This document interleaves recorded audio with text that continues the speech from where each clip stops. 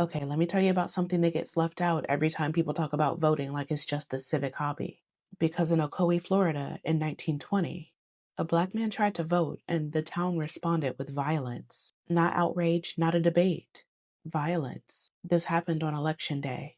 A black farmer named Mose Norman showed up to vote. He wasn't new to this.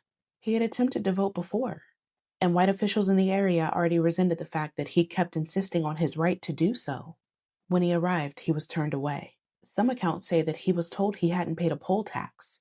Others say that officials just outright refused him. Either way, the message was the same.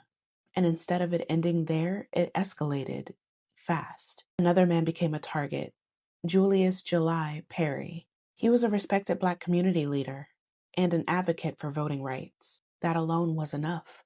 By that evening, white mobs had formed. And this part matters. This wasn't random chaos. Law enforcement did not stop it. Local authorities didn't protect anyone. The mob moved deliberately through the black community. Homes were burned. At least one black church was set on fire.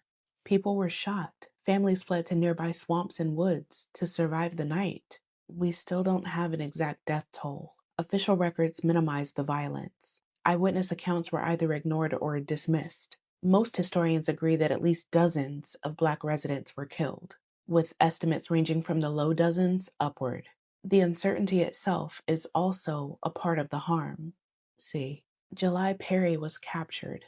He was shot multiple times. Then he was lynched for trying to vote. His body was left on display, not just to punish him either, but to send a message about the cost of political participation. Mose Norman escaped.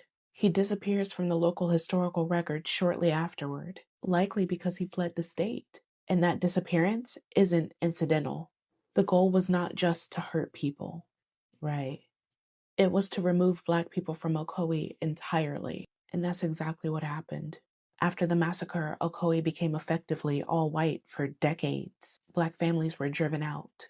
Property was seized or abandoned. An entire community was erased. So when people say, why didn't they just vote anyway? Or voting is safe, nobody's stopping you. This is why Black Americans hear that differently, okay? Because sometimes voter suppression wasn't a form. It wasn't a rule. It wasn't a technicality. It was arson. It was bullets. It was terror. The Ocoee Massacre wasn't about one election. It was about teaching Black people that democracy came with consequences and that white power got to decide what those consequences were. And once you understand that, it's a lot harder to pretend that this history is irrelevant, distant, or finished, because it explains a lot about how power still reacts when certain people insist on being counted. This one really hurts.